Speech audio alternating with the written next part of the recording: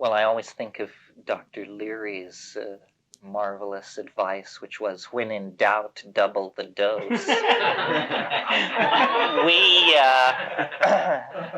We did a very interesting survey, which was, we surveyed about 370 people who had taken psilocybin. And in fact, were more involved in that. They were people who were involved in attempting to grow it, 370 people. And one of the questions in the questionnaire was, how much do you take? And the other question, buried at some other portion of it, was, do you hear voices? And when you plot ascending dose, you discover that the more you take, the more likely you are to hear voices. And that I think this is the problem. You can have outrageous experiences and not have reached the core. And people always want to stop too soon and say, well, this is it. We're not going to get any higher. This is fine, you know. And just very recently, I had an experience. Someone who came to my Esalen thing that I did in February, who was also at a mushroom conference that I did last fall. And we've sort of had an ongoing discussion because he says, you don't give enough credit to LSD, and I don't understand what you mean by the vast differences between these things and this and that. So he called me the other day and said, I finally got it. And now I'm a convert. I saw them, I heard them, I talked to them, and it was 9.5 grams necessary to put this guy into the correct perspective. 9.5 grams is an appalling dose in my book. I mean, I've done 8 grams, and it's okay, you know, but you're way, way over the limit. So it is not the first phenomenon you encounter, or the second, or the third, but down deep, this thing can come. And also, I've noticed with it, it has to be sort of invoked. The first time I ever encountered the voices was in the DMT flash. The very first time I smoked DMT, I mean, a friend of mine brought it to me. I remember it was a rainy evening in February of 66. And he came to my house, and he was a very odd person to begin with. And he said, I have something you might be interested in. I had just taken LSD for the first time 6 months before and was all gung-ho.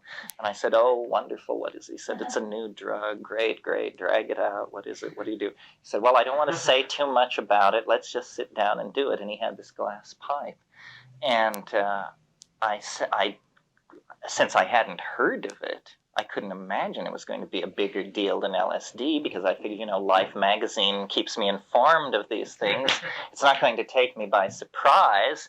And I took a huge hit, and it was without a doubt the greatest compressed moment of growth I ever hoped to go through in my life. I mean, I stopped being a Marxist. I stopped being a materialist. I stopped being a rationalist. And it took, 5 seconds? It killed those things. It cauterized them. It burned them out beyond any possibility of ever reconstructing them. Just, they were gone. The evidence was too overwhelming, And when I came down, I said, I can't believe it. And that was all I could say for about 20 minutes. It was like ideological shock. I said, I can't believe it. I cannot believe it. I just can't believe it. I said, well, keep doing it. You'll believe it. But the truth was, I could believe it. I couldn't stop believing it. And yet I had not been prepared. I had not thought that magic ruled the world from top to bottom, side to side, atom to atom, from first to last. It had just not been in my conception to conceive of that.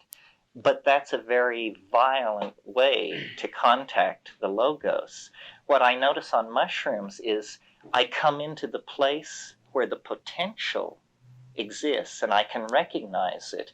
It's when the hallucinations have made the transition from geometric to visionary. You say, aha, now we're getting close to the place. And then I call them, and I think elf calling is actually a tradition in certain cultures. You set your mind in a certain way, and then you say, I'm here. Come in, little green men. Come in, little green men. And it begins like a self-driven thought, a thing. It's far away. It's like the tinkling of bells. It's the elf caravan. It's coming closer and closer. Say, here I am, come in, come in. And then usually a good deep hit of Mazari Sharif hash at this point will usually do the trick. And you just take an enormous hit of hash, clamp down on it, close your eyes, look deep in, and there will be what Mercillion, God bless his heart, since he's not a psychedelico, what he calls a rupture of plane will occur. This is what you're after, the rupture of plane.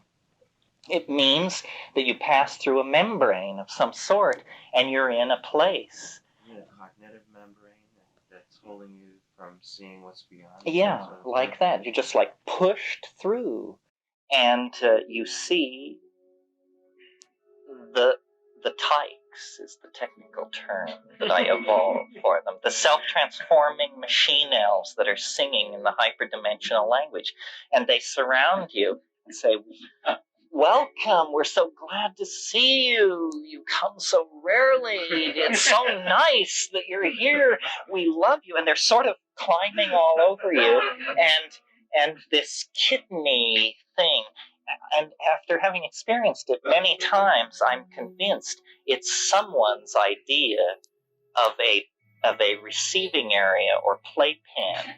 It's someone very odd has the idea that this is a reassuring environment for human beings. And you have the feeling of being in a playpen. It's padded, and there are these glittering, fascinating, transforming things. And plus elves who could wish for more in a playpen. And the elves are playing with these things and saying, see what we're doing? See what we're doing? Do you want to do this? You can do this. Watch what we're doing.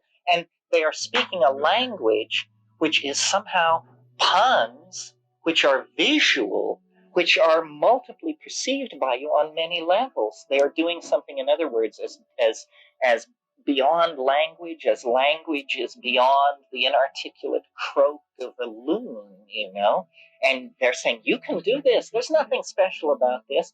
Making objects with our voices, freestanding objects which are changing and transforming themselves, and in fact themselves beginning to sing and speak and produce more objects. We want you to do this. And because it will make you happy, because you will feel good. Isn't this a riot? Have you ever felt better in your life? And then, the sinking back, the fading out, the final farewell. They sing, déjà vu,